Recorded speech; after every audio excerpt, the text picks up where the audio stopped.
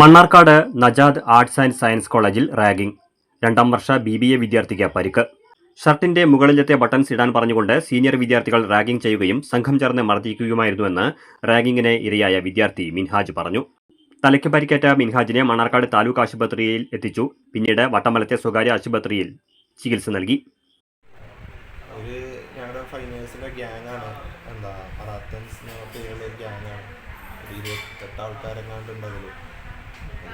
മിക്ക ആൾക്കാർക്കും സസ്പെൻഷനും ഡിസ്മിസൊക്കെ ആയിട്ട് അങ്ങനെ നിൽക്കുന്നവരാണ്. അപ്പോൾ അതിന്നൊരു 3 പേരാണ് എന്നെ തല്ലിയത്.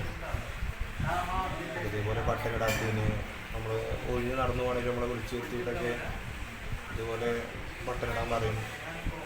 അതേപോലെ നമ്മളെ വേറെ ചെറുക്കന്മാർ നമ്മൾ തമ്മിലൊക്കെ ഇങ്ങനെ ഓരോന്ന് പറഞ്ഞ് തമ്മിൽ തല്ലിപ്പിക്കും. കഴിഞ്ഞ ദിവസം ഉച്ചയ്ക്ക് 3 മണിക്ക് കോളേജ് വിട്ട് പുറത്തേക്കിറങ്ങാൻ നിന്ന മിൻഹാജിനെ സീനിയർ വിദ്യാർത്ഥികളുടെ കൂട്ടത്തിലെ അറാത്തൻസ് ഗ്യാങ്ങിൽപ്പെട്ടവരാണ് മർദ്ദിച്ചതെന്ന് മിൻഹാജിന്റെ പിതാവിന്റെ ജ്യേഷ്ഠൻ സൈദലവി പറഞ്ഞു. കോളേജ് അധികൃതർക്കും മണ്ണാർക്കാട് പോലീസിനും പരാതി നൽകിയതായും സൈദലവി പറഞ്ഞു.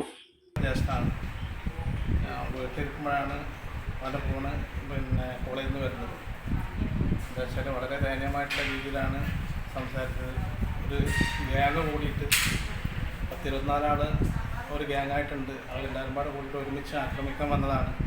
അതിൽ നമ്മുടെ പയ്യനും ഒരു 5 പേരും പാടെ കൂടിയിട്ട് ഉള്ളിലേക്ക് നടന്നു പോകുമ്പോൾ അതിൽ ഷർട്ടിൻ്റെ ഫ്രണ്ട് ബട്ടൺസ് ഇട്ടിട്ടില്ല, അത് ഇടാൻ വേണ്ടി പറഞ്ഞിട്ടാണ് അതിൽ കുറച്ച് ആളുകൾ കൂടിയിട്ട് തല്ലിയിട്ടുള്ളത്.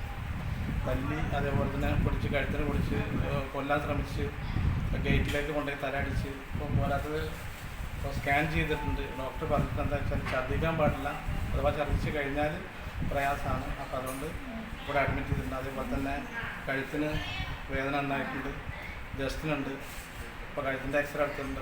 അപ്പോൾ ഇങ്ങനത്തെ ഒരു അവസ്ഥയിൽ നമ്മളെങ്ങനെയാണ് നമ്മുടെ മക്കളെ കോളേജിലേക്കും മറ്റു സ്കൂളുകളൊക്കെ പറഞ്ഞു വിടുക? ആ ഒരു പ്രയാസം നന്നായിട്ടുണ്ട്. പിന്നെ ഇതുമായി ബന്ധപ്പെട്ട് പോലീസിൽ പരാതി കൊടുത്തിട്ടുണ്ട്. അപ്പോൾ അതുമായിട്ട് മുന്നോട്ട് പോകാൻ തന്നെയാണ് തീരുമാനം.